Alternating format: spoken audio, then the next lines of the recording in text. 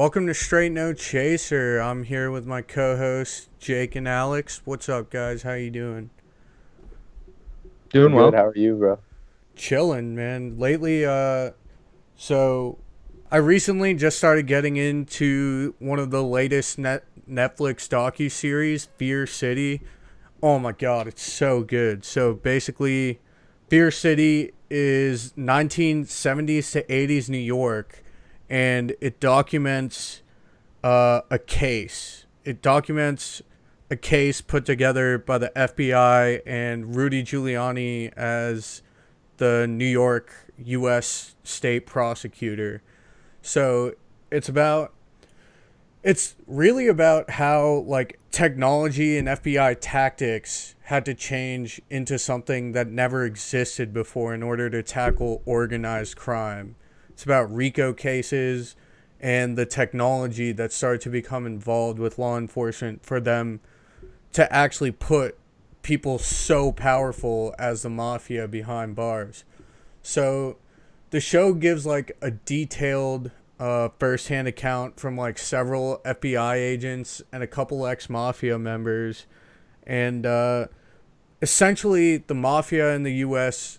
is run by five major families, or at least in New York it was controlled by five major families, and the heads of each of these families, they formed the commission. So when you watch like mafia movies, or if you ever played the mafia video games, which I'm a huge fan of, I love Mafia 2. Mafia 3 is okay. It's fun. It's a little repetitive. But basically, the heads of these five families are the commission. They basically settle disputes across the country when something happens because they have dug their roots so deep into American infrastructure. They're just everywhere, and that's what the documentary highlights. It's just so cool. So just to give an overview, there were five men prosecuted in the case because of the FBI RICO case, and these I was were, just about to say that. yeah, Tony Ducks or Antonio Corelli, Salvatore Ferrugia, Paul Castellano, Gennaro Langella, and Tony Salerno, or if you watch The Irishman, Fat Tony.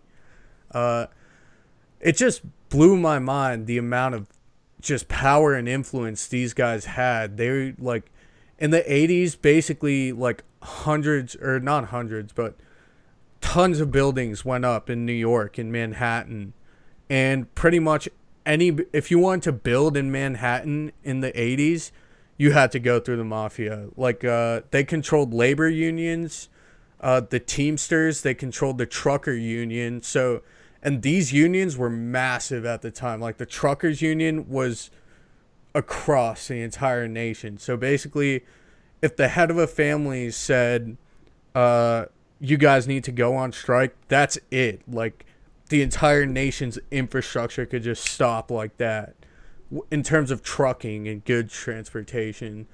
They were in the fish market. They basically, the way the mafia works is like they basically run schemes through extortion and like intimidating people and violence, and they take an extra tax for themselves on top of like if you're in their territory. So they ran schemes on everything from like gas to clothing to food to trucking, and the way they were able to put this case together, I think it's called the commission case because they went after the commission. Basically, they had to get evidence from informants. They had to bug places, so they even bring in like the actual FBI agent that like he would sneak into cars and like break into houses and like, or not houses, he would break into restaurants. But when it came to a house, basically what they would do is they would cut like a telephone line or create interference with someone's cable, and they'd make the problem so bad that basically they'd have to call a company to have a guy come in and fix it. And then they had this FBI agent come in as the guy and plant the bug right in front of the mafia guys. I'm like, the balls on this dude, like holy shit. Yeah, can I jump in? Like Yeah. that's what I watched the first episode, And I'm pretty sure in the 1960s you weren't allowed to target organized crime because you could only get the foot soldiers that actually committed crimes.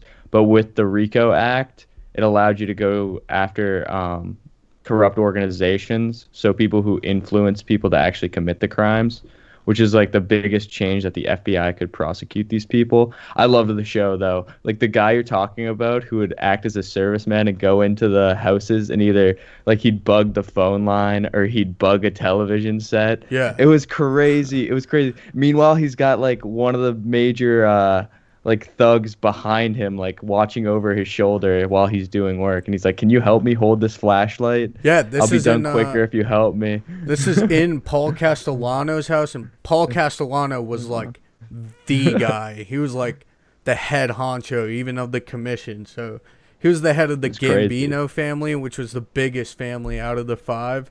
They're all pretty big. Like they were all making like multi-millions, hundreds of millions at least.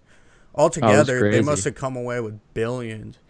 But Yeah, and then they were like laundering money through oil companies and oh stuff. yeah, they launder money And they were through like, tons of different companies. But yeah, yeah, basically, the way mafia structure works is there's the head, right, and then under the head there's the underboss. So there's the boss, and then the underboss, and then basically the underboss is the second in command, and underneath him are all the capos or captains.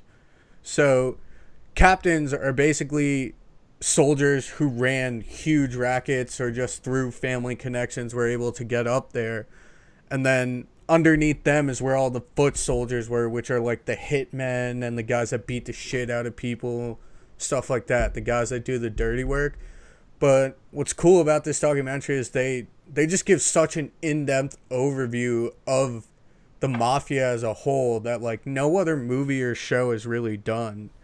Like they could you usually imagine? Could you imagine sitting in on those like wiretaps and like having to go through hours and hours of transcript? Like the lady who worked for the FBI, it was funny to see that she was like sitting on shift for like 12-hour shifts just listening into their phone calls trying to like break down what they were saying. And the yeah. audio is so terrible. It's so bad. I would hate having that job. You have to like actually figure out what they're saying. And a lot of the times they're speaking Yeah, in they speak code. in code. Like the thing is they do let stuff slip like intimidating people and stuff like that. Like they'll straight up say like we're going to mess you up just like you heard about that guy, right? Yeah, that could be you. There's not like How do they like do That's they how do they know how people are like how do they determine who moves up in the ranks? Like who takes over as boss if the boss like say gets taken out by someone, or like how do you move up in the so ranking? they didn't really go over that in detail because it was only two ex mafia members that they had to actually talk about what it was like being in the mafia. They didn't 'Cause I really was always thinking, address yeah, like how what if he moving like up someone worked. shot the boss and is like I'm the boss now? Yeah, so Alex, basically you trying to join the Yeah, Aryan Brotherhood or something? if you you want to cannot make say that any shit. sort of power move in the mafia or move up, you have to be approved by the commission, the the guys that are the heads of the five New York families. Like if you want to take out a boss or a cop out, you need their permission first. So So the they like guy has run to every. do something that either threatens the whole organization or that pisses off the bosses. It's like a business. Yeah, it's super organized. Oh my god. And then the other thing is it can be very similarly compared to like major drug cartels today in Oh, terms of that they get all this money from legal activity and then they use a ton of that money to start getting into legal routes. So that's what makes them so hard to prosecute. And on top of that, the heads of the organizations are always super hard to prosecute because all they do is talk. Really, they're not the guys committing the crimes themselves. Yeah, it was absolutely. I love that. The first episode I watched was incredibly well constructed. Yeah, And it was wild to see what the FBI agents were able to do. Like you said, they were like, it was innovative for the time because like there were no wiretaps going on previous to them taking down the crime families in New York. yeah, So like watching it exactly. all unravel is It just it's insane. changed the way criminal enterprises worked in terms of like the FBI can now see and hear everything you do. So how do they adapt now? And now, as they adapt, the FBI has to keep adapting. It's kind of weird. Like technology on both sides plays a huge role, but basically due to bugs and video surveillance, like they can't operate as in the open as they used to be able to. And another huge thing about them getting involved in like construction unions and concrete unions and stuff like that is it actually took a major toll on New York's economy. So like they would force bids. You could only get these guys bids from a certain company. They would determine which company the bid would win, and then every other company they would intimidate to put a higher bid up. So they'd make an extra couple $1 million off of every single building they put up. On top of that, they had like waste management businesses, they had like fish businesses, stuff like that. So even in those industries, when someone new tries to come up, you either submit and pay the tax the mafia wants you to pay, or they burn your shit down and beat the shit out of you. Like, those are your only two options. So It's actually crazy because, like, speaking into real life, like my dad worked in construction even back in the 80s. Yeah.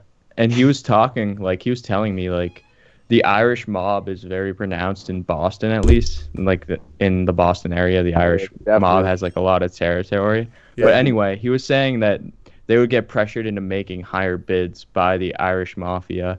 And then a lot of the guys who he would work on from other companies on sites for some of these construction projects had links to the mob, specifically the Irish mob. yeah. So it's definitely, especially probably back then, like in the 80s and before, it seemed like a lot of construction industries were linked to mob activity, even in Boston. Yeah, in New York, it was like, so they did it all through unions. So, like, you could have a soldier or a capo that basically got himself to be the head of a union. And as the head of a union, you control the labor in all these projects across a certain region. So, like, it actually damages our economy as a whole. And on top of that, you're limiting a ton of competition. And they're making money hand over fist because they control everything. They control the laborers. It's Yeah, absolutely. it's pretty crazy, And like the amount of you can go for intelligence it. it must take to actually run an organization like that. Like, they were on top of everything. Yeah, yeah. It's crazy to see how organized they were. But, like, I think with the RICO Act getting introduced, and I think it was 1970, it gave the FBI so many more tools. And, like, organized crime has kind of, I wouldn't call it a thing of the past, but it's definitely changed over time. Like, it's not as pronounced, and you don't hear stories because they've either had to get smarter or they vanished. Well, I mean, now they use RICO cases for drug dealers or drug cartels, pretty Yeah. much. Yeah. Like there are songs about it and stuff. Like 6ix9ine probably went down on a RICO case. Probably, yeah. So, speaking of things that have changed over time, let's talk about the U.S. budget deficit under the new stimulus package. All right, so the U.S. budget deficit reached $3 trillion in the 12 months through June as stimulus spending soared and tax revenue plunged, putting the federal government on pace to register the largest annual budget deficit since per percentage of the economy since World War II. So we're on track to have the worst 12 months in deficit spending since World War II. As a share of gross domestic product, the 12-month deficit came to 14% last month of total GDP, compared to 10.1% in February 2010 after the bailouts of the 2008 crisis, when the U.S. was still recovering from last recession. In June alone, the deficit widened to a monthly record of $864 billion. So in normal months, we spend around 250 to 300 billion in average monthly deficit spending. Last month, it was 864 billion. It's going to go up again this month. The legislation known as CARES Act, an acronym for Coronavirus Aid Relief and Economic Security, aims to provide more than $2 trillion of financial assistance to U.S. households, businesses, and financial markets. But because much of that aid will be extended in the form of loans that will have to be paid back, the impact of the deficit is expected to be slightly smaller, which is kind of a nice bonus, I guess, if you're considering deficit spending. But federal spending is projected to rise 1.3 trillion in the years 2020 to 2030. So we're actually extending government spending. We're raising the debt ceiling by 1.3 trillion, and that's just based on current aid in the next 10 years. And revenues are expected to fall in the same 10-year period by $446 billion. So basically what I'm trying to say is that deficit spending is going to destroy the U.S. economy probably within the next, I give it 8 months, because businesses are relying on government crutches right now, and they're still laying off. I think it's going to be sooner than that. I really don't think it's I would agree. I still think it's going to last after November. The only reason I even say that, though, is because if stimulus package 2 gets passed, which it probably will, it's just going to inflate the economy. Because what the Fed is doing right now is they've pumped $3 to $6 trillion. I don't really think anyone knows the actual number they put in the economy. And all it's done is raised prices and lowered the value of the American dollar. So if they pass another stimulus plan and it goes to businesses, it's artificial inflation. Because while you see in cities, businesses are closed down, storefronts are empty, and somehow stock market prices are still going up. That's only going to continue if the Fed puts more money into the markets with the second stimulus package. In my opinion, it's absolutely terrible economics, and essentially what you're doing, it's government-run economics. It's like, honestly, it's socialism light. Socialism. It is, but it's corporate social. It's a different type of socialism. Like scary. I'm talking about corporate socialism. No, I'm not really talking about like your normal socialism. Exactly. Anyway, in my opinion, this is going to cripple businesses, because businesses that should already be closed down are still active. Like a restaurant that wouldn't survive without a $60,000 bailout should be closed. If you can't have enough funds to make it through the virus season, your business should close. Like, that's the fundamentals of economics. It's not like the government had this money to begin with, okay? We owe like 15 trillion to the American people. We owe like another 10 trillion to foreign governments. The value of the US dollar could collapse at some point, or it'll stay steady, but the deficit's just going to increase to the point where foreign investors don't trust the nation anymore to make good on its investments. Well, I think I'm scared. There's also more, it's much more far-reaching than just businesses, because we've given bailout money and put money into housing and real estate, right?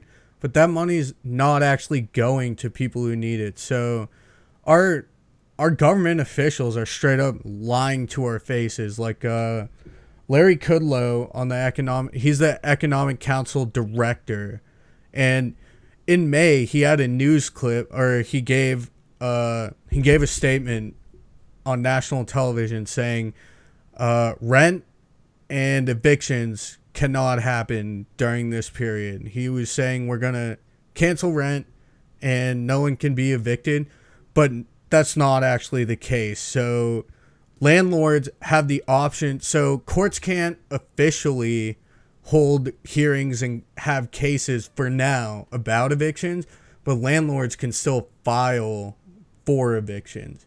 So basically what's happening is our judicial system is getting just massively overwhelmed with all of these cases, and they're just piling on top of each other one after another while people are still getting kicked out.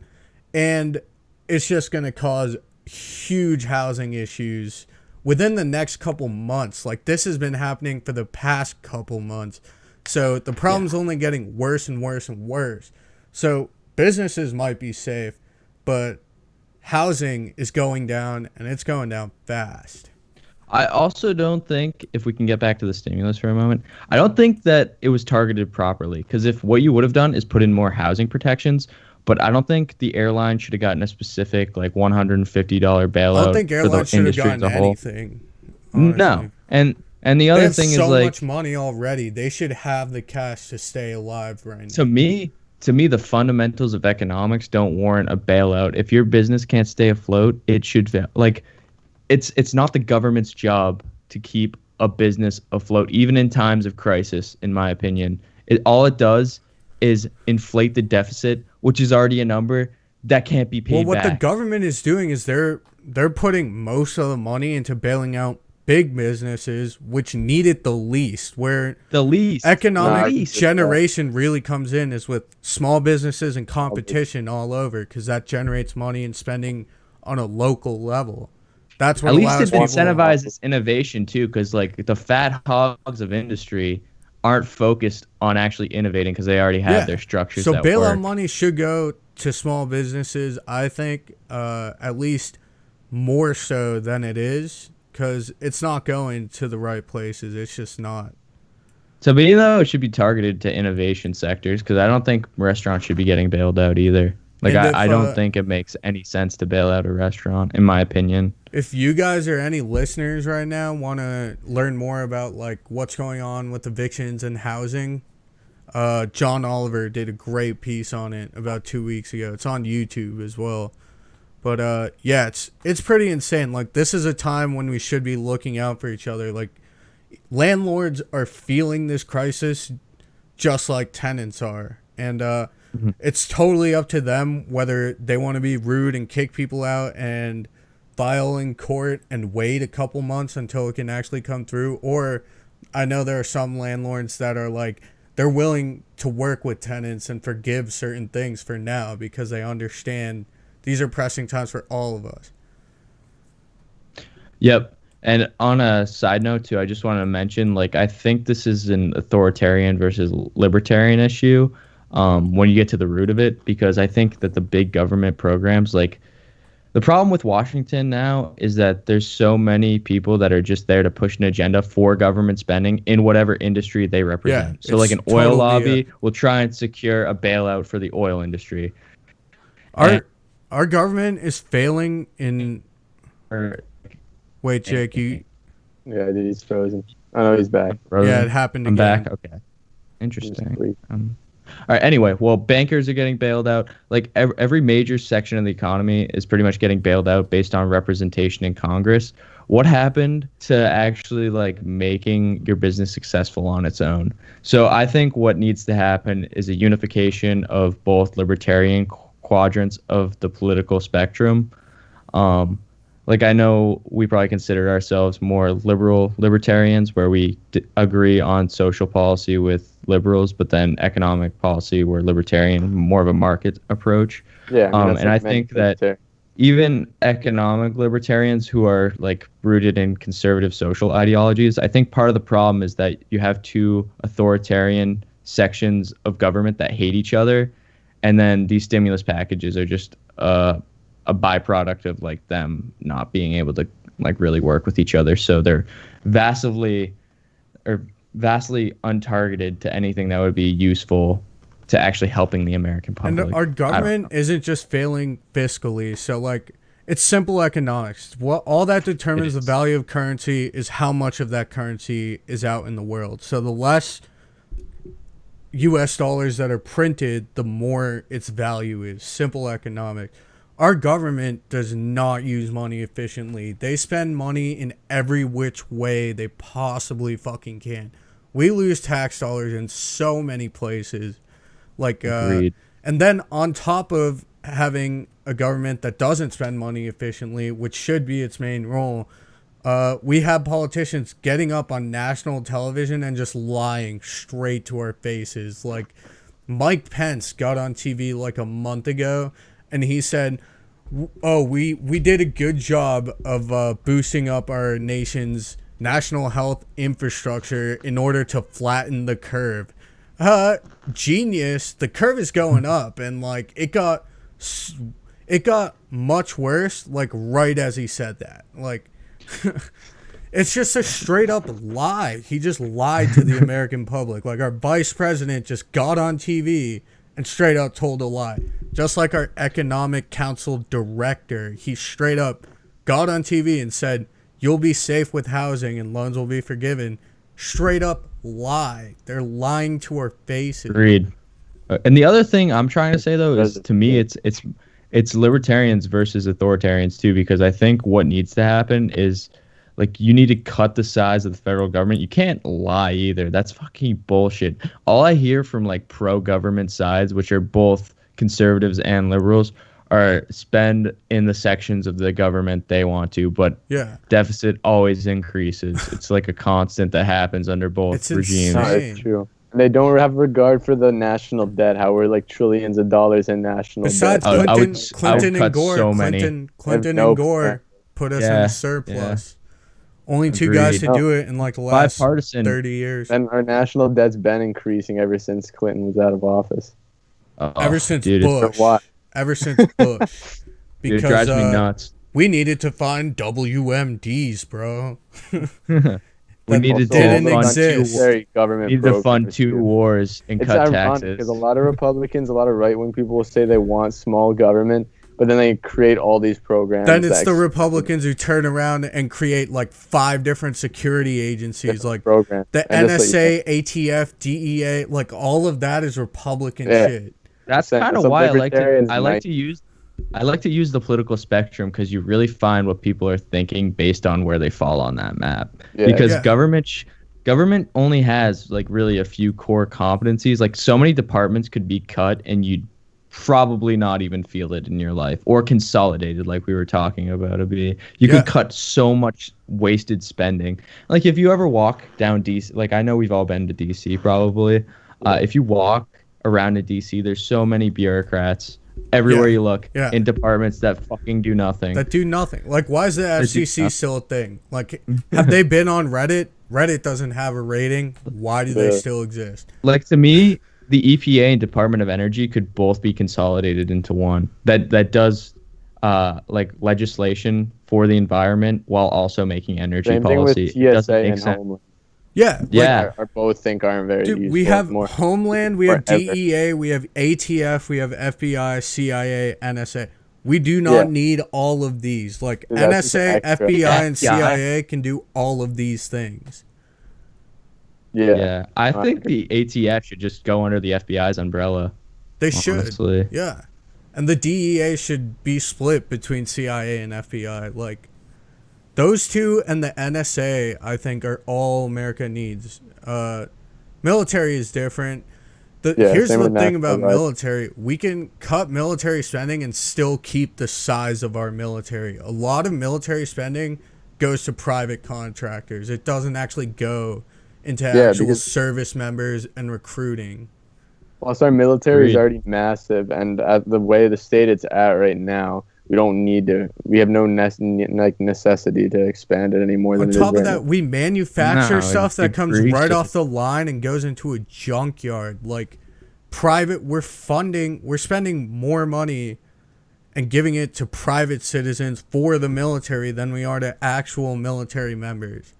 That's true. No, I also think that military money that we spend on the military now could be going towards helping veterans who've already served. Exactly. It can For go me, so though, much. The thing is, you could decrease funding in certain departments and raise it in other departments too. Like, I think Department of Yes. Education should get a boost in funding. They There should should get be some the departments, biggest and it should boost. change. Yeah. You know what I mean? Like, there Yeah. should be departments that benefit from cutting things, but like, overall, the structure of government needs federally. Because I don't think state governments, like, I actually tend to think state governments use their money more efficiently than the Much federal better. government does. Yes, definitely. Because they know what their local populations have a need for. But the federal government takes your money and they decide. And they then waste it to all. shit on the other side too, like, we're not out here saying like we need to give more money to everyone. Like, that's not how it should work either. Like, No. one minimum wage across the entire country makes no fucking sense because it costs more for To a buy drink stuff or and an service, apple yeah. in Boston than it does here in suburban New Hampshire. So why the Yeah. fuck for the same job here in New Hampshire where my cost of living is way lower should I make a higher minimum wage? Yeah, that you just make no so sense. much. You would make so much money. Yeah. Agreed. It's You wouldn't dumb. I get feel the like, same job.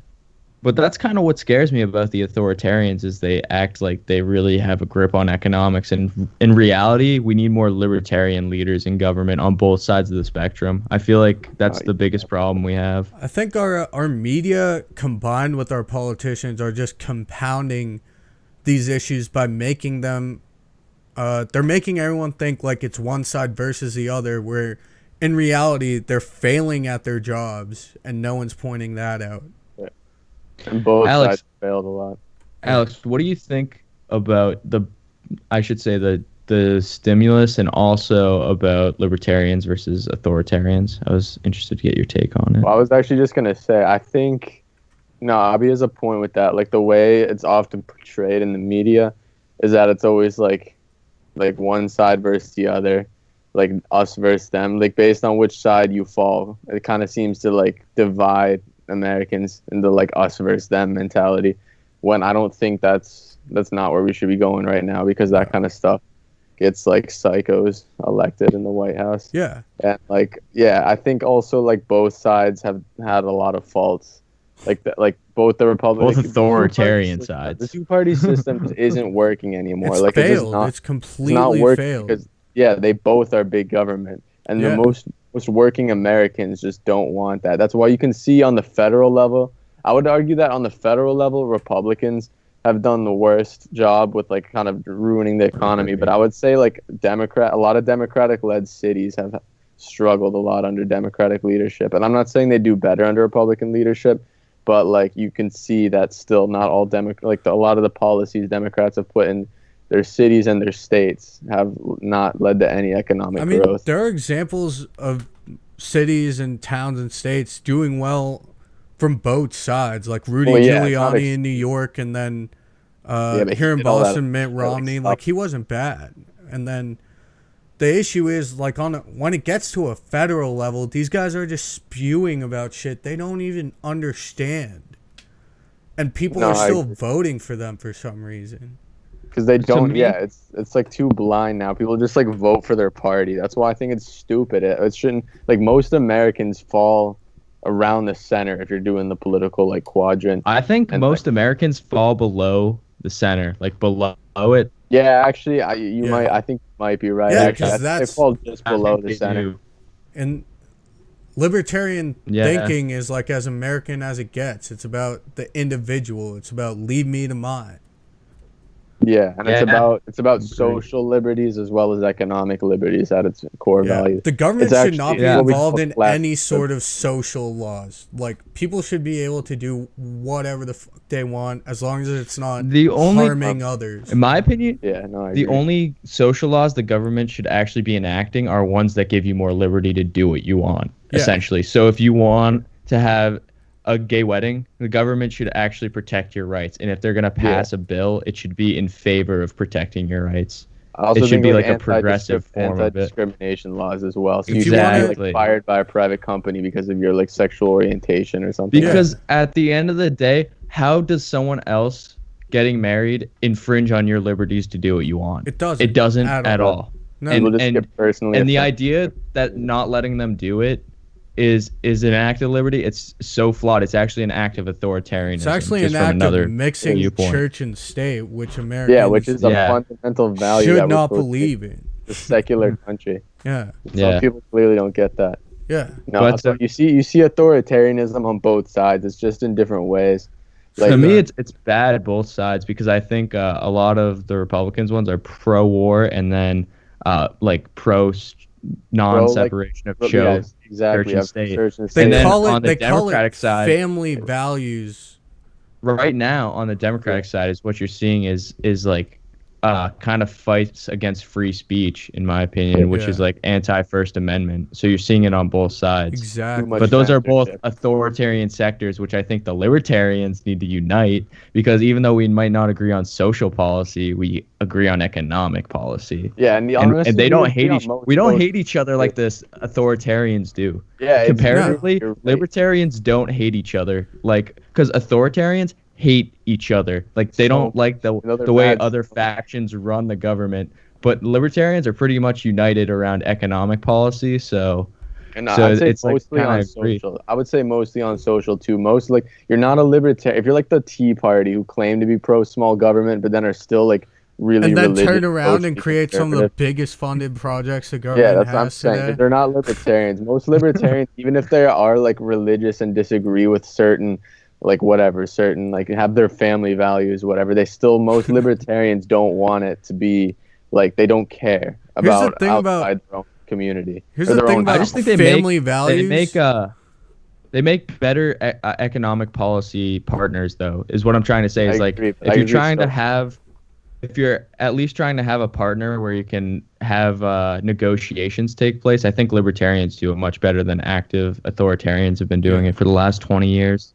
Because you see what happens when you get authoritarian governments; they never can work along, or Yeah. they'll work together at first, and they'll attack each other. Here's the thing about like voting for someone that agrees with your family values, which is actually just your personal preference. It's not a fucking It's not a solidified way real of thing. life It's not a everyone needs fucking to obey. actual thing.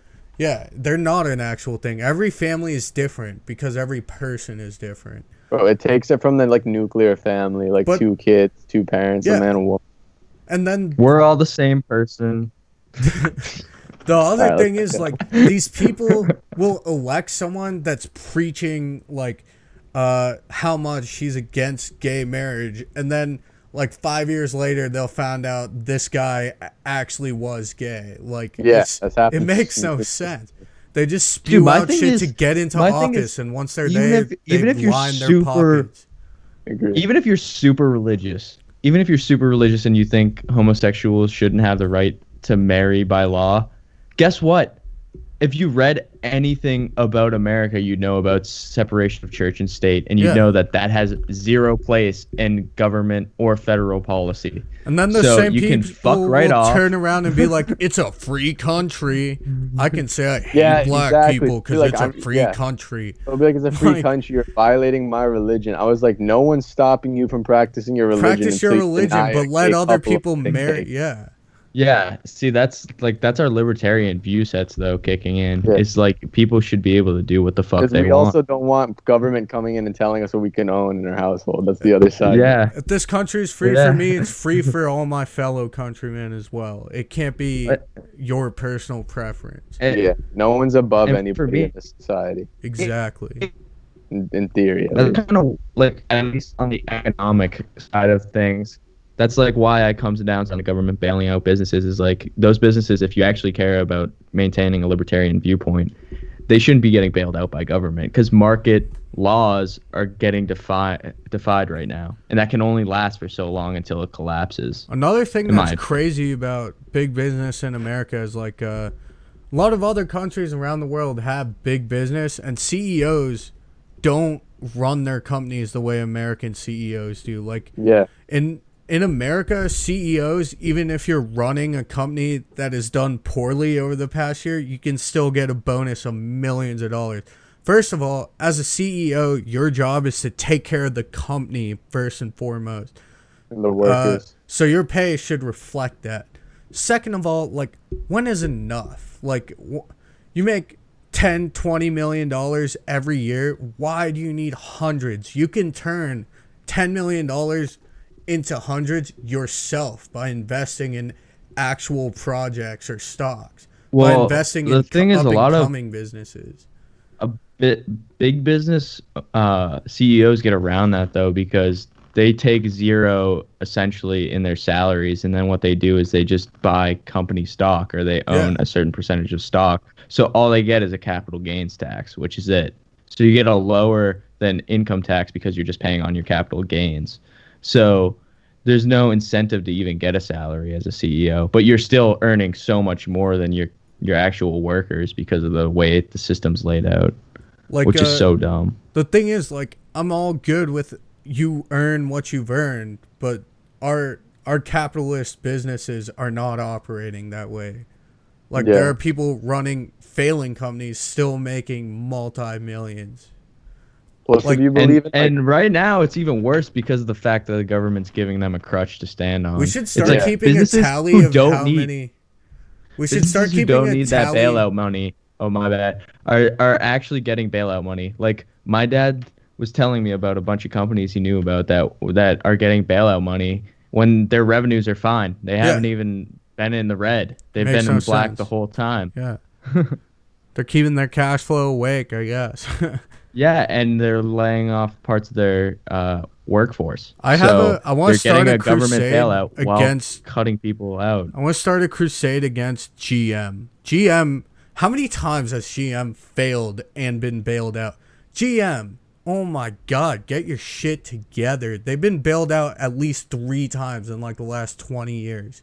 3 times. One of my friends, Like- one of my friends was trying to tell me to invest in GM, and I just literally put a crying, laughing emoji when he sent me that. I was like, "Yeah, good luck with that, bud." GM is a failed company in my opinion. They've already failed. I mean, like They have, dude. They have cut their some they cut their cool electric cars, car sure. production. No, they don't though, because they cut their electric car production. And what's the whole sedan market shifting towards?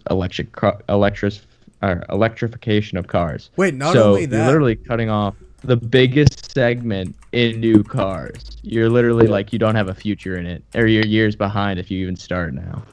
It's fucking ridiculous. Not only that, the GM still makes cars. Like they own Dodge and Chevy, right? They don't own Dodge. They do own Chevy. They own Chevy, GMC, Buick, Cadillac. All right, That's they all. own Chevy. Dodge A is Camaro correct, gets like 12 or 13 miles per gallon in 2020. Like what? That's not what the that's nice. consumer is looking for. I hate to break it to you. We don't want to spend half our income on gas. Like, Well, yeah, because they're still like they have GMC, which make exclusively trucks and SUVs. yeah. They have terrible They're gas not gonna mileage, sell that around and their here in engines Boston. break down super fast. It makes no sense. Dude, they used to own a lot of brands, actually, like kind of nice brands for the time, but like so outdated today, which is why they got discontinued. Like Pontiac was part of them, Saturn was part of them, Oldsmobile. Saturn, Like, they had a lot of. All right, Saturn was always. Saturn might be the Saturn was worst. garbage. Honestly, Saturn Pontiac might be and the worst Oldsmobile were company that dope. ever existed. Pontiacs and Oldsmobile was pretty Oldsmobiles back in cool, the day. actually. I'll give you that. I like Oldsmobile. Pontiac muscle cars like the Firebird and Also, shit. And the Yeah, Pontiac I was made some about to say, cool cars. I don't know why Pontiac failed. Like I feel like Dude, it didn't keep up with the times, dude. My dad that's actually true. used to drive a Pontiac, and it was a nice car. Actually, it lasted from '98 to like 2016. But like Yeah. that's because it was like from the '90s, dude. After like when the 2000s hit, when Americans started, build like, stuff to shit. last. dude, like the Pontiac vibe was just like a ripoff of the Toyota Matrix. That Yeah. car didn't. That car did okay, and then they had the Pontiac Aztec, which was the ugliest car I think I've ever seen in my life. It's So just that's why they didn't keep up with the times. yeah, it makes no sense. Like There was a GM is a point, though, failed business. It's a failed business. No, they are, dude. They cause like they're part of the reason why the city of Detroit went bankrupt. Yeah. Is because they like literally ran so many jobs there. Yeah, I don't know. Anyway, Sad. all I'm trying to say, stimulus is sad. All these bailouts are sad. I wish it wouldn't government have is happened sad. this way. Our government's sad. I honestly think what they should have done is in March, when the economy was actually tanking, they shouldn't have ever really introduced a bailout. What they should have just done is let it ride to the bottom. And if they did introduce a bailout, it should have been pro-consumer. It should have really just done Yeah. housing protection, maybe food protections. Yeah, like bailouts consumer should go to like protections. food and safe housing. I think like the government interfering with the market, they're just prolonging the inevitable. And that's Yeah. any expert can tell you that. Like if you read or watch YouTube videos on economics, everyone is saying the same thing. Like I mean, the other thing is, like, if you're getting paid to just have a government crutch, what's your incentive to actually innovate as a large company? What's the point? There's not. Because nothing. There's not. You're cutting your workforce at your the same time you're $1 getting government handouts. $1 coming into your company is better spent lobbying in Washington than it is on research and development. Yeah. Isn't that sad? Isn't that Dirty fucking- Money had a great episode pathetic? about it. Valiant, remember that? Yeah. Pharmaceutical I remember that. company that I refuse to invest in pharmaceuticals now because I think they're so sketchy. Like, even if they're Oh, not the a big sketchy, pharma, definitely. no, Big Pharma is probably the safest because even if they're Well, not for a investing, sketchy, but they do fucking illegal shit like Monsanto. oh yeah, all the time. But like, even if they're not like a sketchy company, even the news can destroy pharma stocks. Like, you hear about one company making a drug, all of a sudden stock shoots up, and then like the first trial comes out, and the news says like, oh, the trial failed, stock Oh, yeah. drops like Stock a goes rock. down. It No, makes that is- no sense. It's all news based in most stocks anyway. Yeah, it's all, that's true. It's literally like I saw a quote once and it was like The stock market is just the mood of the investors during the day. Yeah. I was like, yeah, that's pretty much. They read their 5 news stories and then they, all right, I'm either buying, putting, or selling. It's just so true. Anyway, that's it. I don't really have much else on that topic. I just think it's fucking pathetic. The U.S. government's a bunch of authoritarians that I hate, at least the federal. The federal is so interested in corporate lobbyists and stuff, not the people anymore. If you look at an actual They're political assholes. map, like Obama, Clinton, Hillary, Trump, they're all actually in the same. They're all in like the same They're all like radius. Top right. They're just Yeah. right of center, I think, or something. They're they're top like right. top right, all the way to the right, and then above the center. Yeah. Yeah. Like It above- varies a little, but like they're all up in the Yeah, upper they're right-hand all in a quadrant. bit different, but they all Yeah. land in that based on their policy. Yeah. I bet No, they personally were. they're probably way different, but like Well, yeah. based on what's Maybe, like- happened and what they sponsored, that's where they all end up.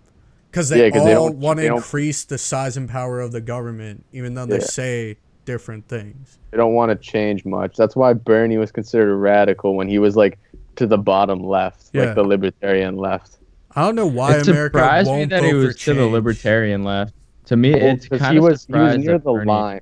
Well, it's because Yeah. he's like, But he no, still because- seems a little bit He's more, a at little bit least pro-government. economically, a little bit more even Yeah. economically pro-government. Because I don't really Yeah, consider he his is. ideas Yeah, super. but the reason- uh, No, he's not super libertarian in like economic senses, but the reason why he was like he wasn't way down in the bottom left quadrant, but if you like went to the center and went to the left line and then a few spaces down, that's where he was, like near the Yeah. line.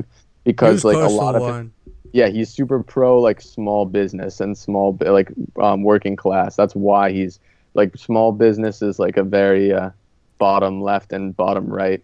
You know who I feel like That are the was chillest bad. people on the planet? The most bottom and to the left people. If you're like a super left-wing libertarian. Yeah, Really but then fun. those guys just don't want anything. They don't want to cover. Yeah, they those don't guys have no. If you're down there, you have no They're ambition or anarchists. drive.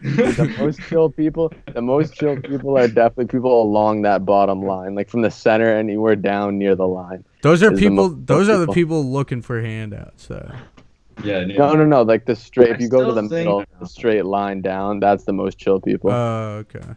Just left think and just to the right, No, libertarian. I disagree. I think that like bottom left quadrant, like closer to the corner, would be like the most chill. That's like kind of near where I said that. I just meant like that range. Yeah, For me, In the bottom I corner or sit- the middle corner? the top right corner. Yeah.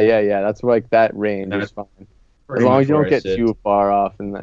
If you go too far off in either direction, you get kind of psychos. Although You get mentally unstable people. yeah, like the ones to the left, they Yeah. have like their dream, and then the ones to the right, they have cool ideas, but they're psycho.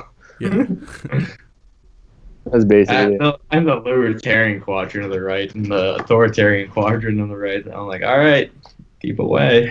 Yeah, no. If you go anywhere near the top line, I don't know if I can fuck with you. And it's funny because all our presidents are in the All the way, quadrant where no, I like say, the all right. very top What? line though. You're like a dictator. Oh yeah. I don't fuck. I don't with you, even dude. know how you can be that pro-government, honestly. And honestly, if you look at past presidents, dude, they're in like the quadrant where I don't really associate much with. They're in like a scary quadrant. They're in like a very They're in a like quadrant I don't like. Yeah. they're in the same quadrant as like some of the most sketchy people in history. So Yeah, they are, dude. See, like people can hold conservative viewpoints and be in the lower right quadrant, and I'll still fuck with them and chill with them. yeah. But if you're in the Yeah. upper right or upper left quadrant, I don't want to be friends that much anyway. Yeah, Like, I don't, even if you're slightly, I'm like, all right, you're kind of like That's a little fine. close to the center. If you're up against that top line, fuck I'm off. that like, top line alright. is some So that top That's line, some- is, and it's like that top one of line the is things- some Mein Kampf shit, dude. that's how I was about to say. You're Dude, either or- yeah. too woke or too fucked in the brain. Yeah. yeah, some like fucking USSR shit. That's what I'm saying, dude. Like honestly, yeah, it's just too much. If you're in the top, dude, you're just power hungry. Yeah, facts. All Like right. that- I- Yeah, I would say if we can move on to some lighter topic, then Alrighty. Yeah, let's get into it. This Yeah. should be more of let's get to a happier topic. a But all right, Happy so ending. yeah. Oh, it I'm didn't gonna show up go- in the recording. Oh, did it not come up? I want a happy ending. Yeah.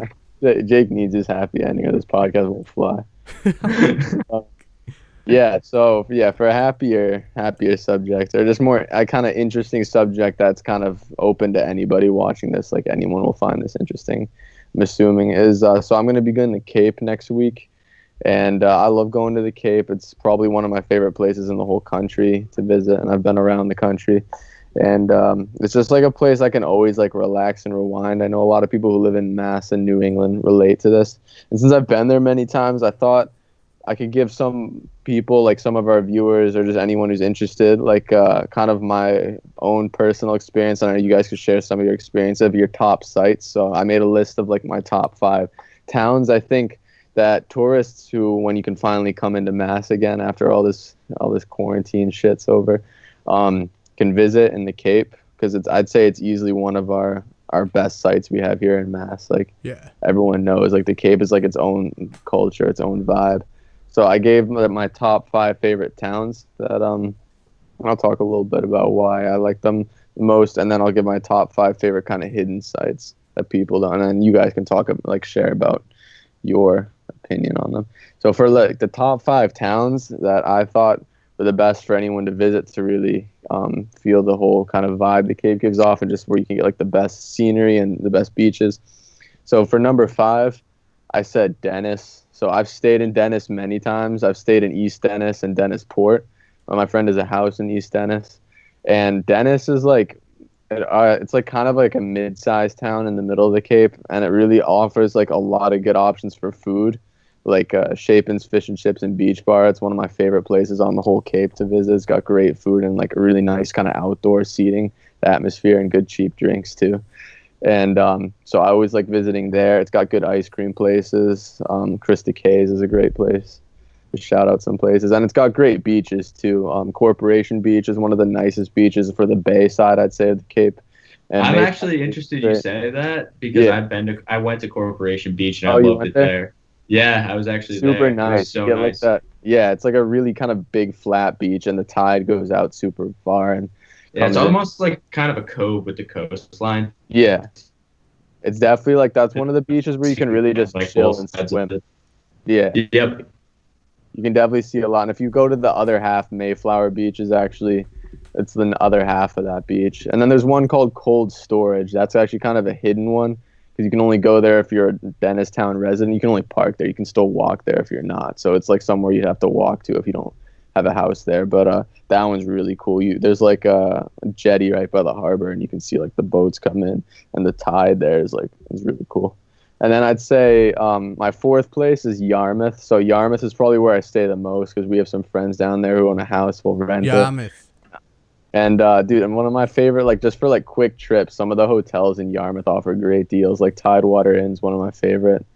And yeah, no, Yarmouth is nice. Yarmouth has like, you have like the Bass River there if you want to go fishing. The Bass River is super cool, because there's not many rivers in the Cape, but you can go all the way up in there in your boat. You can go kayaking there. What And kind of Yarmouth fish do you find in the Bass River? find cod. That was a good question. caught- It's such an Arlington thing to do, is go to the Cape and, take a Bass boat on a fishing. river instead of going to the ocean. Bro, I love the Bass. Now I like the Swan River too. That's also nearby. The Swan River is a great place for kayaking and stuff. Yeah. And there's a lot of good fishing around there too. I would say you can actually kayak from you can kayak the whole river out to the ocean actually from there. Oh, wow. Yeah, if you're like, yeah, it's really fun. But yeah, I'd say Yarmouth is up there for one of mine, because it's kind of got like a larger town vibe. It's not like kind of urban like Hyannis, but it's not super kind of like small town like somewhere like Wellfleet or Orleans is. But I would say Falmouth is my number 3 choice. Falmouth is kind of weird because it's like on that part of the Cape that's on like the very bottom. That's kind of out of the way. But Falmouth is kind of like well known around Mass for a bunch of different reasons. But it's also like the gateway to Martha's Vineyard. So most of the ferries that go to Martha's Vineyard that are like closer, that aren't from Hyannis, leave from Woods Hole near Falmouth. And it's like a good place because it's like I think it's only like an hour or maybe less even to get to the island from there, like maybe like 45 minutes. And yeah, it's like the gateway to Martha's Vineyard, and you can like check out Buzzards Bay, which is like kind of underrated. Most people go to the Cape Cod Bay, or they go to Nantucket Sound, or just on the Atlantic Ocean. But Buzzards Bay has got some really cool sites. It's like a part of Mass. I want to jump in for Falmouth. Falmouth beaches though aren't that great for retail and like shopping. Falmouth was awesome. It's also a fun side fact that the British actually attacked Falmouth during the Revolutionary War. I always thought that was cool too. Yeah. I think there's a memorial too in the town. But anyway, the beaches in Falmouth are trash. I hated swimming in Falmouth. I really wasn't a fan. I think I don't know. Wait, were they just like strict about stuff? Because there's a beach.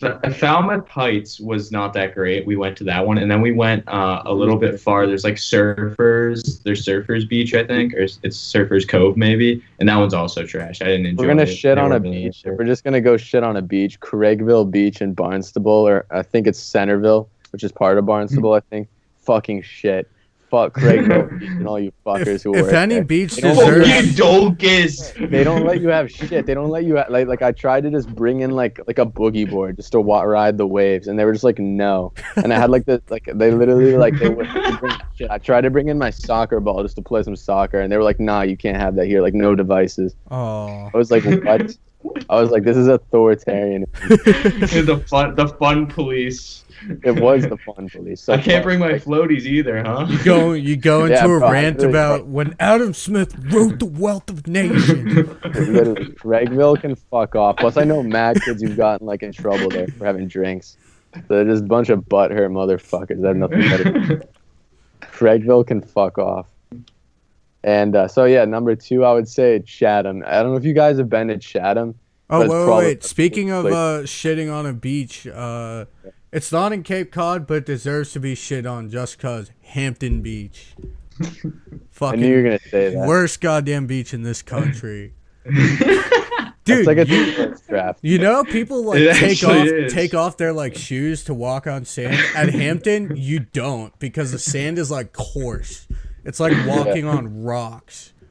Bro, that whole beach is just like a fucking like like the boardwalk and shit. It's just a tourist trap. It's just where you can get like overpriced drinks and shitty t-shirts. I feel like I'm in a sweaty armpit when I'm in Hampton. I don't even There's feel just the need mad to people add with anything. expensive cars too, just like revving their engines. The cool part You just summed it about up so delicately. the best parts of New Hampshire's coastline are when you go north of Hampton, there are like private beaches, but some of them, if you find the right roads, they have access points that you can get out there on, and those beaches are so nice. They're like walled off by rocks. It's like so nice. The best part of New Hampshire is like 30 miles of coastline. Whatever it is. No, the best part for beaches. The best part for beaches. Yeah. If you want the best beaches in New Hampshire, they're in Rye. Rye, New Hampshire is north of Hampton, and not many people go there. A lot of the parking is permit parking, but you can still pay a meter in some spots. I think it's not far. The absolute best parts of New Hampshire are the lakes region. Yeah, no, I was gonna say you guys have that to make up for your like lack of coast. The lakes I'm are talking amazing. about that, though. Go into number 1. What? Oh no, I was just gonna say on my list number 2 is Chatham. I just want to talk about Chatham. So Chatham, you have like a super like old school New England vibe. Like it's one of the few places like I would say that's like a perfect like kind of encapsulates the Cape, because you get like there's an old lighthouse. And there's this old harbor where you still have people trawling. Like, they make their whole living off of fishing still. Like, you'll still get fishermen who actually, it's like straight from like the net to the market. The market's at the harbor. And you can buy the freshest fish in pretty much anywhere in New England, I would say. It's great. And you can see them load the fish in, too. So you can see the fish, like, they like pour the fish down like the side, and then all these fish slide down, and then you can just see the seals show up around the boat. Like, it's a great place to see seals too. You're guaranteed to see a seal in Chatham Harbor. So if you can see seals, you can probably see sharks too. I was gonna say actually there was 3 shark sightings when I was in Cape Cod last week. There was 3 shark sightings in Chatham. Cape Cod has become a huge migration point for sharks because of all the seals. Yeah, there's so many seals, dude. Even in Chatham, when you're at Lighthouse Beach, like the tide is super cool because when it's low, like it's like the entrance to the harbor, so there's actually you can like swim out mad close like up to the buoys, like where the boats come in, and there's always like seals out there. And like the island on the other side, or like the breakwater, like you can see seals over on that side. So it's just like a really cool vibe. And it's like the town of Chatham's got like a super old school mass vibe, like Wild Goose Tavern. That place is great. I'm just You- shouting out guys. They should You walk sponsor into them. the back room of the tavern and some dude's like, "Hey kid, you want to buy a shark? Yeah, exactly. Exactly what happened. You ever had And a then- shark steak?" Shut. And number one, I thought this was like a bit. This was like a yeah. I mean, this one's a little. I wouldn't say it's overrated, but like it has its place. P Town, Provincetown. I put as number one. Just because like it's also like like I'd say Chatham is the perfect like Cape vibe. Like you don't get like a better kind of picture of the Cape than you do in Chatham. But P Town is like there's nowhere else like it in the country. It's got this really cool culture because it's like such like an artsy kind of like. And it's got its whole like it's got its whole significance as being like the birthplace of LGBT pride in America. It's got like a really cool like club scene and stuff. Like yeah. P-Town. I know Jake's had a I lot of thought P-Town actually The clubs has especially. one of the coolest vibes of the Cape, I in think- my opinion. yeah. I thought for like a retail environment and like especially since it's on the tip of the Yeah, Cape, so yeah. you get the actual bay side of the colony, and then you get the actual ocean side. Have in you guys P-Town. ever climbed that tower? It was cool. the Pilgrim Tower. Yeah. I that's didn't. I really didn't have the Oh, time. you didn't do that? Oh, That's Nah, it's I gorgeous did. up I there. saw it though. Yeah, it's so nice up there. I was actually going to say I have a couple places. I don't know if you guys have been here, but these are like places that aren't super touristy that I thought were really cool in the Cape. Have you guys ever been to like Sandy Neck in Barnstable? It's like on the bay No. I think I went through Barnstable, but I don't think I stopped in because Barnstable. they have this like piece of land where like the water when the tide's out, you can actually walk across. But Oh, when the tide's in, you have to take a rowboat or something. damn. That's It's cool. really cool. And that's like I really liked, honestly, I know you didn't have it on your list, but Wellfleet, there's not much to do in Wellfleet, the town itself, but I thought the beach on the Atlantic side of Wellfleet was the nicest beach I had been to the whole time I was Yeah. there. I That really, and used to I saw always fun. seals off the coast. We were like 20 feet away from seals, Michelle Wow. and I, at one point. It was crazy. There's like a group of them. We probably saw like 5 or 6 of them. No shark sightings, but it was Beachcomber Beach. I was It's like gonna say, a popular Mark brand Moses. down there. I know mad people go to Beachcomber. It's like a brand that's in Wellfleet. It's Yeah, kind of there's like a a restaurant. skate. There's a restaurant there. Like there's a really cool restaurant right on the beach, like on the dune. price server. Yeah, Really? it's like overlooking the dunes. Yeah, and then you can literally like right over the water pretty much. You can have like your drink and there's mad good food. And I think that's where a lot of people get like the Beachcomber shirts from. Yeah. It was actually my favorite stop. I think the whole trip was in Wellfleet. It's like so desolate, and you have to drive through like the forests of the Cape to get to the Wait, beach. Jake, 'cause your it's super your rural. screen froze. Oh no, it's Uh-oh. fixed. Oh, he's good. Yeah. It's No, super Wellfleet rural is super in small town. Wellfleet. Like, that's like the more But, small town vibe. P Town is more like the bigger city I like. vibe. Or I just Hyannis like even the more beach. so. Hyannis is even bigger than P Town. And I've only been to Cape Cod once. I think it's almost exactly 2 years ago now. But my two spots were P Town. P Town's so nice. Like it's just fun walking around. Like it's like. Yeah. There's a ton of beautiful shit, and like all the restaurants have like outdoor or like upper balcony seating, and it's just nice. It's a nice place, and the harbor's gorgeous there too. And then the one other place I know that it's pretty big with the locals and a lot of like college kids. It's called Sunday School. It's like a Oh yeah. yeah, it's that like a ice cream huge place? famous ice cream That's place. smack. That place Yeah, smacks. that place amazing ice cream. What's it So- called? I forget if it's in. I think it's in Dennis, right? Yeah. Yeah, yeah. Dennis has Sunday got school- some great food. If you're ever in Dennis, it's worth getting some ice cream at Sunday School. You know what I love doing is I love going to Dennis and going to either Sunday School or Krista K's and getting ice cream. And then there's this really cool place that not many people know about in Dennis called the Scargo Tower, and it's like this 30-foot stone tower next to like a little pond called Scargo Lake, and you can literally see the sunset like over the bay and like the way it faces. It's really cool. And I Yeah, just eat my ice cream up there. Yeah, we went to Krista K's and it was really good ice cream. I'm not a huge fan of was it? ice cream, but it slapped. It slapped. Dennis was another really good Dennis stop is on the up trip. Yeah, Uh, Dennis, definitely. I liked it being on your list. I thought it was a good pick. I mean, I obviously disagree with Yarmouth because driving through it, I was wondering if it was just a town or a fucking putt-putt course the whole time. Dude, Pirates Cove and Yarmouth is the best fucking mini golf. Dude. Oh, Get I've out of been here. to Pirates Cove. That is That fun, place is actually. I so like fun. Pirates Cove. Bro, that's like that I course mean- is sick. As someone who actually golfs, though, like mini golf is not that fun for me.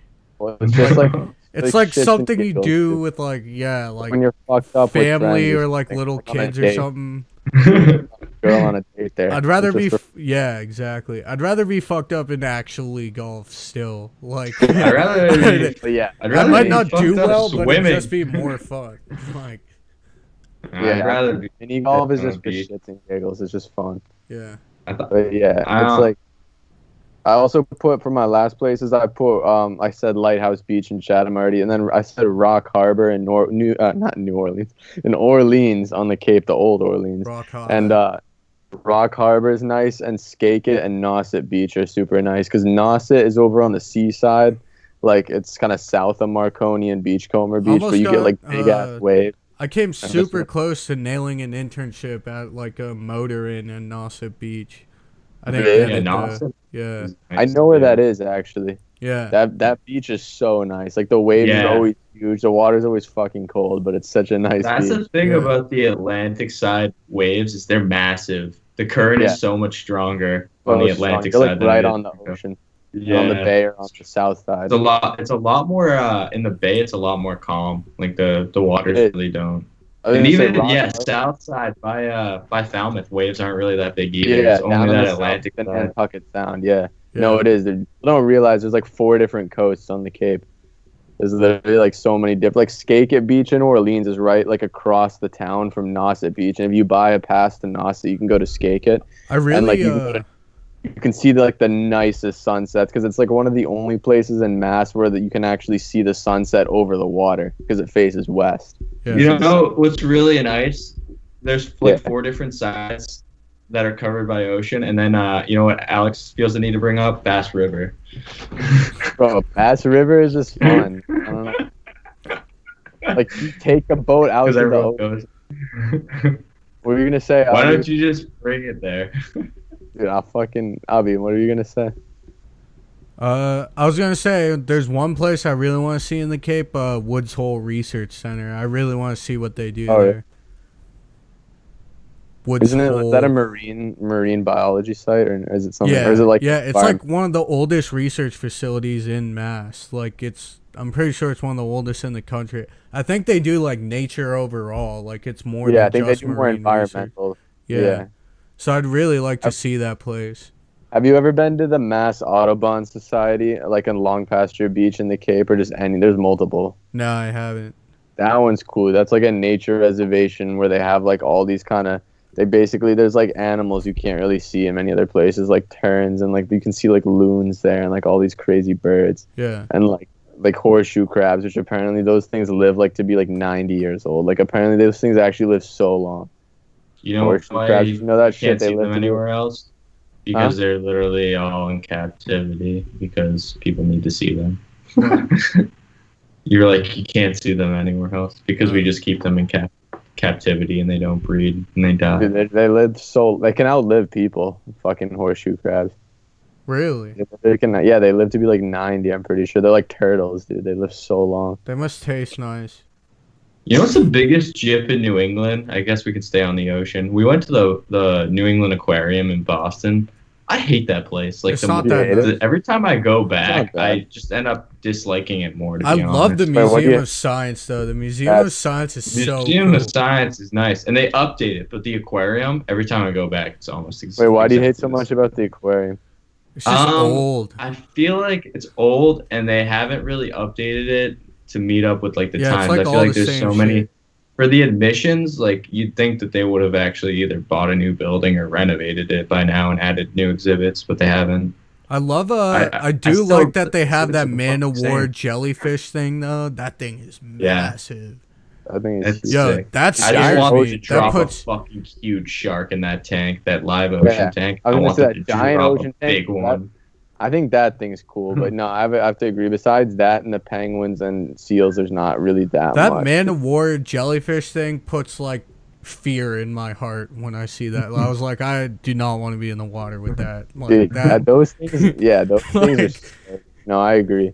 Those things are I think so it's. I also think it's messed up. They put like a school of fish on display. Have you ever seen those? Like the Yeah. school of fish they have swimming around. The like tank they have them swimming in isn't that big. I'm like, I feel bad for these things. Like they're just swimming around in a circle. Yeah. No, So that's all they that's can not do. that big of a place. I actually would say, obviously Woods Hole. They have Woods Hole Science Aquarium. That Huh. place is cool because it's right on the water too. But literally, like part of the like aquarium is above actual water. yeah. Like they literally have like the actual harbor there, and it's like there's a lot you can literally see like live, like they kind of like show you like the live displays. It's like I think it's a little cooler than a lot of the stuff they have at the New England Aquarium. But yeah, I'd say for my last place, you already kind of said like the Pilgrim's Tower in P Town, the Long Point. It's called Long Point. It's like the very tip of the Cape, Yeah. like where it literally goes into the sea. That kind of shit is cool because like the land just ends, it goes down, and then you What does have the like tip go? Wait, what does the tip go into? goes the right hole. down, bro. It goes Oh, right. It gets down into where like it's all wet, the water. Must be a beautiful sight. It is a beautiful. Do they sight. make subscriptions for that or something? Yeah. So does the tip get wet like all day or like just during high tide? I think it's a little drier during low tide, but Okay. it's still wet. During high tide though, it's like buried. The tip's Yeah, getting it's wet almost drenched. every day though. Pretty much every day. It does Someone get should- wet. It's just Some down. would say it's even a shower. No, it's not a shower. It's a flood, bro. Because you get the bay on one side, right? And then you get the ocean on the other side, and they like rub together and create like this like very like kind of violent, turbulent, like foamy sea. Like it's just like yeah, it's like there's very few places on Earth that are like that. Hold on, I'll Like- be right back. I'm just kidding. But yeah, Yeah, that's awesome. But Long Point, we didn't go up there, but I checked the reviews on it, and they were all you can they take a highly boat out recommended there. going up there. They, like, Is it drive out there? You have to get to it. You can get there I think by foot too, or by like I don't actually know. I think you can get there by foot because it's on like a beach. But yeah, a lot of people like to go out around with a boat because it'll go around the end there. Yeah. And you can Oh, see the okay. whole thing, and it's like it's mad wavy there though because it's like it's kind of like the Cape Horn or Cape of Good Hope or something like that, where it's like you get two bodies of water like colliding, and it's just Okay. kind of like it's just a cool sight. Yeah.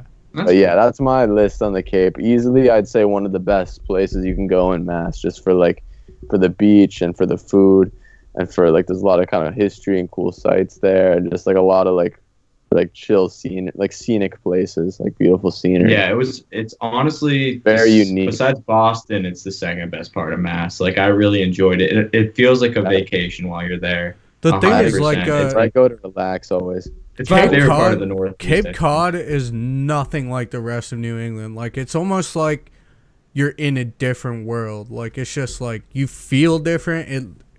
It looks. And it feels just- relaxing. Yeah. Yeah. It it looks like like- literally releases your stress. Yeah. It's like you want to go on vacation. If you go to the Cape, you like Even feel just like you're No, I driving agree. through it, like you feel like you're in like an island kind of area. Yeah, no, Yeah, it is I know like what you almost like mean. an island, because you're never like far from water. Like everywhere Yeah. you go, there's water, and you have to cross the canal to get into it. It's like you're going on into like some like island. I was No, right next to the canal. I was set up right next to one Yeah, of the you're bridges. in Bourne, dude. That You're would put Bourne. my shittier towns. Dude, Bourne, there's nothing in Bourne. Monument Beach is a joke, dude. thank you. That's on the canal too. I just don't ship Bourne. Sandwich is shitty. Sandwich is only good because of the Marshland restaurant. Other than I really that, enjoyed shit. I drove through Mashpee and I wanted to stay there next time, I think. I really liked Mashpee. Seemed like a Mashpee's good an area. interesting place because you got the Wampanoag Reservation there. Actually, the Cape actually still has some of our some of the few only active reservations in Mass. You have the one in Mashpee, and you have one in Aquina, Martha's Vineyard. Oh, okay. That's Yeah, cool. there's still Nice. Native American settlements. Yeah, there. I gotta spend some more time in the Cape.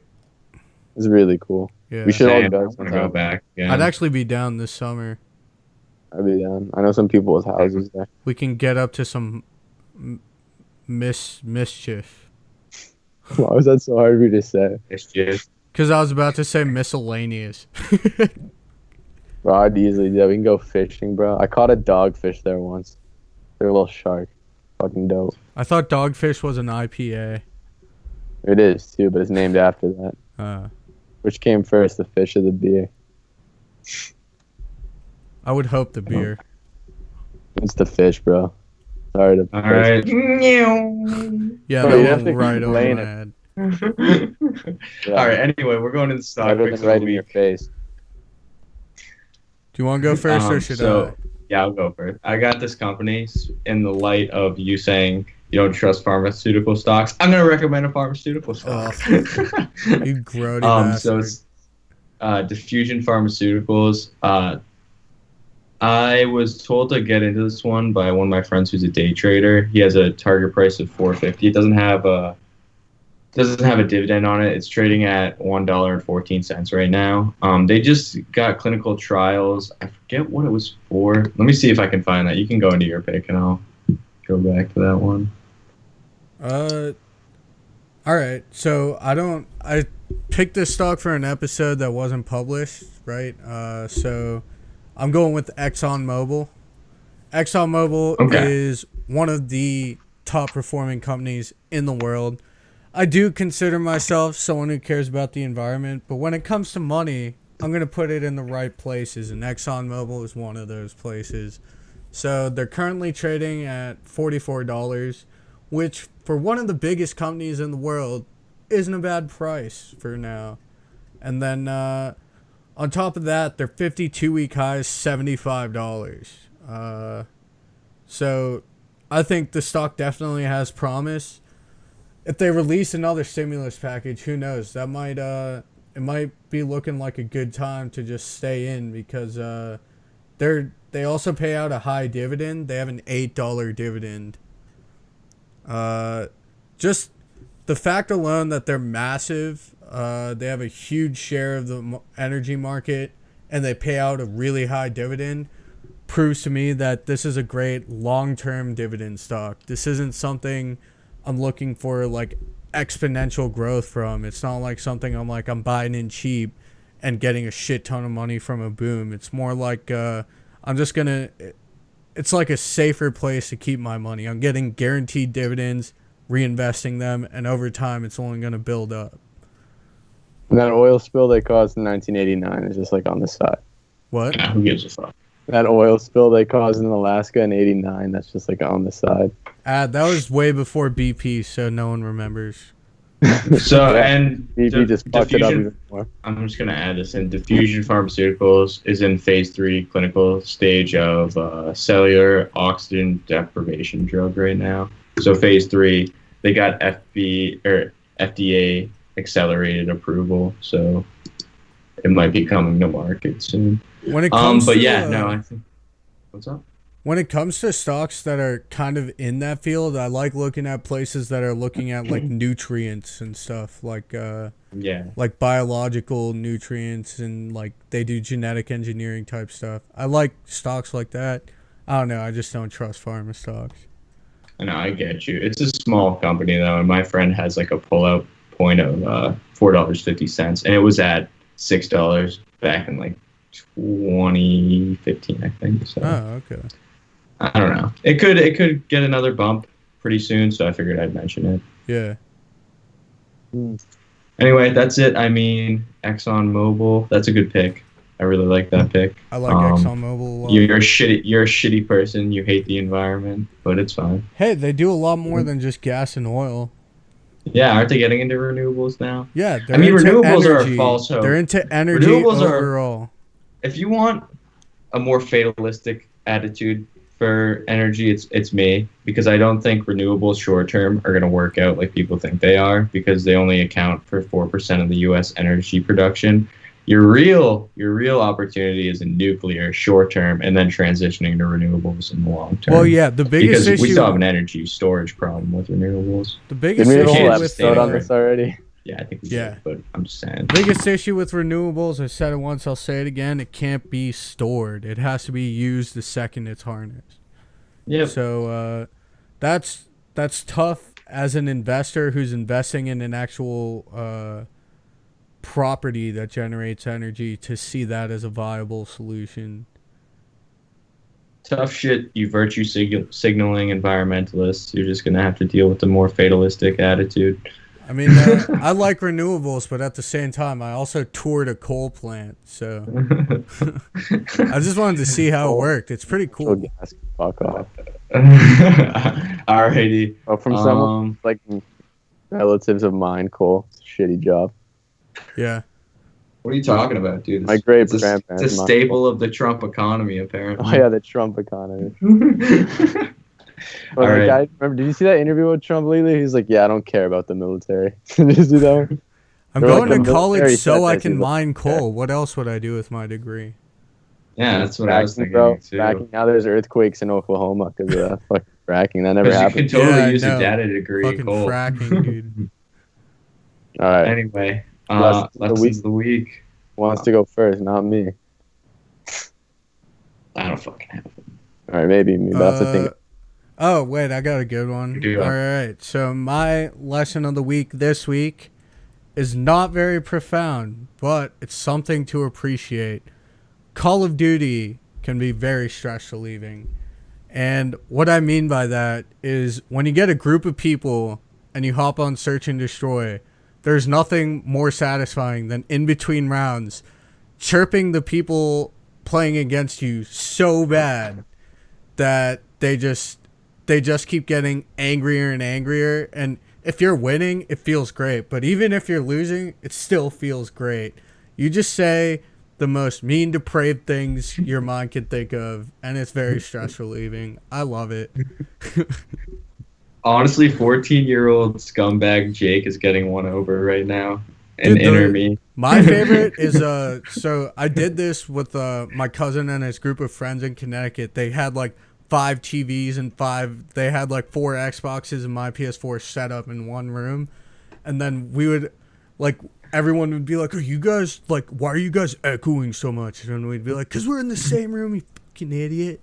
But on top of that, one of the games we played, we started chirping super hard right after the first round. And the guys on the other side were like, "Man, why you guys gotta be so toxic? Man, I'm just so tired of this." By the end of it, that other team was screaming back at us. Oh, that's great. Yeah, God can be so great for that. Oh, man. I love it because I don't care if I play well or poorly. It's not going to make me mad. Same. So they're not even up that at the end of the day. Just blowing off steam. Exactly. I got one. I got a last week now. So this week I got close to my girlfriend's stepfather. And it was kind of interesting because you have to at least try and get good relations with relatives of the people you're dating. So it's if you put the time commitment into it, it actually can pay off because they end up liking you. You get perks. They want to invite you places, and they want to introduce you to their friends. So I have been helping him build a tenant's deck next door, which was kind of cool because he owns the property adjacent to them. So I was helping him build a deck, and then we went out for lunch for her mom's birthday with his 2 Dominican friends. They're funny as fuck, and they're both doing really cool things with their lives. So I was I looked at it as a perk, but it's also good to just know the relatives of who you're dating. That's it. Yeah. Yeah, I agree. Feel you on that. My lesson of the week's gonna be, I think I've talked before in one of the episodes, I think at least I did, about planning stuff out in advance and also having a routine.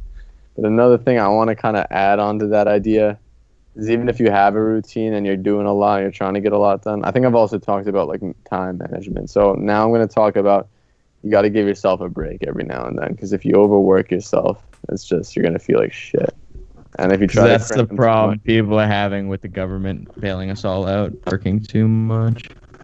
No, but the people who are working a lot aren't getting it's the people who need it who aren't getting it. But this is the fucking worst coronavirus advice I've ever heard in my fucking life. Yeah, that was probably a really good time to work a lot. That being said, though, Yeah. I probably No, should but be I'm saying- I working a agree little with more. I agree with it. I'm saying the Well, times. it has yeah. nothing to do with that. I'm just talking about now. You gotta like, if you're gonna, no, not even work. Just like you gotta like take a break to relax. Sometimes I feel like it's just like a good way to get rid of stress. You'll get overwhelmed, which is like Yeah. why time management is also important. But it's just something Yeah. I noticed this week because like I have all this. I've just been doing so much lately, and then I'm going to the Cape. I'm really looking forward to it. 'cause Also, I'll no be- one likes a hardo. Yeah. True. People hate a hard out. Yeah, and it's just nice. Yeah, I'm looking forward to get that time to rewind because you got to take a break. It's healthy. Fact. Any psychologist or any kind of doctor or any medical person would agree. All right, I think that wraps it for the show. That is Straight No Chaser, episode 5. That was a really good one. I enjoyed Yeah. it. Have a Hey, nice be night, sure guys. to like and subscribe. Yeah, like and subscribe. You Follow fucks, us if you on made it this Instagram. far. StraightNoChaser.ent. Yep, absolutely. That concludes it. All Have a right. nice night, everyone. Thanks for tuning in. Peace.